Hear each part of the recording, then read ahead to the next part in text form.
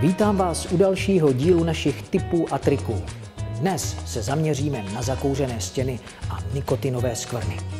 Ať už jste majitel restauračních zařízení nebo jen holdujete tabákovým výrobkům, dříve či později budete určitě řešit problém se zakouřenými stěnami.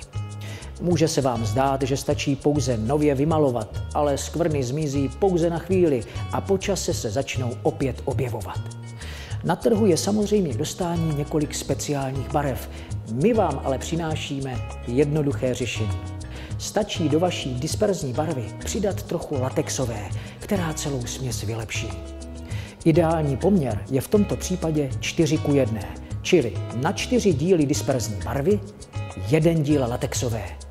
Nyní můžete začít malovat tak, jak jste zvyklí, nebo celý postup přehodnotit, kontaktovat nás a nechat práci profesionálům.